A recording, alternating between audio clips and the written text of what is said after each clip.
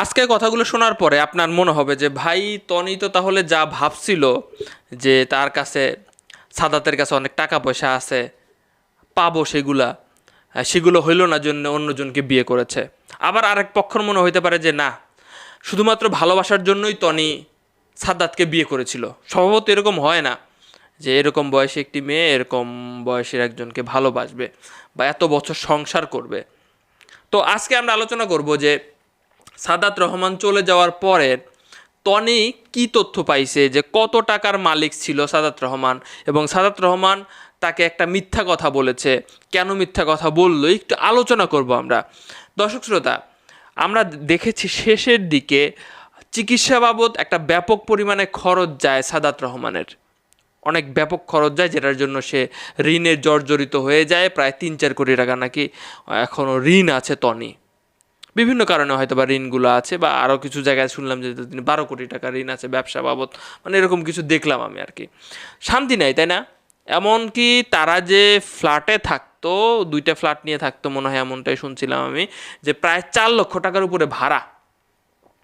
প্রথম পয়েন্ট হচ্ছে, তনি জানতে পারে শেষ মুহূর্তে যে সাদাত রহমান একটা কোম্পানির পেইড এমডি, মানে তাকে টাকা দিয়ে রাখছে এমডি হিসেবে, তাকে 3.5 লক্ষ টাকা করে বেতন দেওয়া হতো।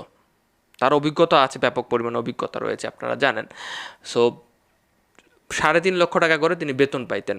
মানুষের প্রশ্ন ছিল 3.5 লক্ষ টাকাও তো অনেক বড় ব্যাপার, সেটা যদি দীর্ঘদিন গোছায় রাখা যায় তাহলে তো একটা ভালো অ্যামাউন্ট দাঁড়ানোর কথা, আপনি এখন কিছুই পাচ্ছেন না। ব্যাপারটা কি বলতেছে যে আমরা আমাদের যে বাসা ভাড়াই প্রায় 4 লক্ষ টাকার উপরে ছিল, সেটার অর্ধেক বা 30-40% সে দিত, এবং সারফরাজের খরচ, তার নিজের খরচ, এইভাবেই চলে যাইত।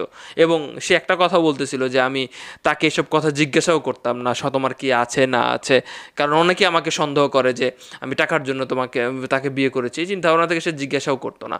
এই কথাবার্তা তার স্টেটমেন্টে। তো একটা উইল পায় সে, সেই উইলে লেখা ছিল একটা ব্যাংক অ্যাকাউন্টের নাম্বার লেখা ছিল, এবং সেই উইলটা এমনভাবে তৈরি করা ছিল যে 18 বছর পর্যন্ত সারফারাজ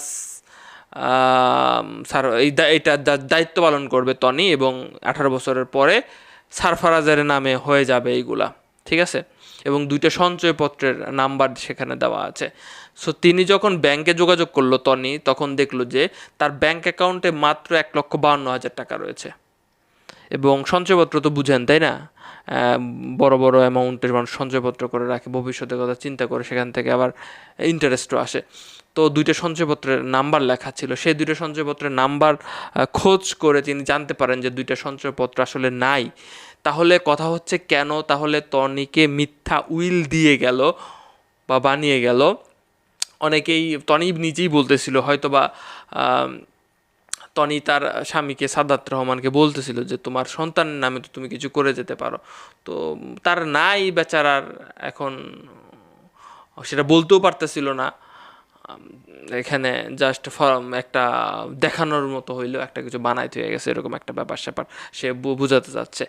সাদাত রহমানের একটা ফ্ল্যাট ছিল, সেই ফ্ল্যাটে তার অন্য পক্ষের, আগের পক্ষের মেয়েরা নাকি থাকে, তো সেখানে গিয়েও তিনি সেটা দাবি টাবি করে না। এই হচ্ছে পরিপ্রেক্ষিতে সর্বশেষ যে সামারি দাঁড়ায়, সাদাত রহমানের কিছুই নাই, লাইফ ইন্স্যুরেন্সও করা ছিল না, কিছুই নাই, ঠিক আছে? এখন মানুষের মনে প্রশ্ন ছিল যে আপনি যে বললেন যে লাস্ট পর্যন্ত সাদাত রহমানের স্ত্রী থাকতে চাই, কেন থাকতে পারলেন না? না থাকাই ভালো, কারণ হচ্ছে এখন বয়স কম আছে। আমি যে, এটা আমার মতামত ভাই, আপনাদের মতামত কি আমি জানি না, যে বিয়ে করা তার ভালো হয়েছে নাকি মন্দ হয়েছে। সো তিনি বিয়ে করার সিদ্ধান্ত নিয়েছেন, হয়তো বা এই পাত্রের ব্যাকগ্রাউন্ড অনেকের পছন্দ হবে না ভাই, তাদের মনের মিল, তারা লাইফ টাইম একসাথে থাকলেই হইলো।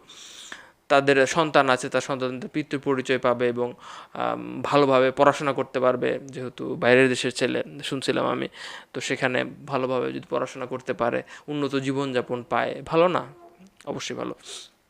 তো আমি তনিকে শুভকামনা জানাবো, আর জানি না সে মিথ্যা কথা বলছে নাকি সত্য কথা বলছে।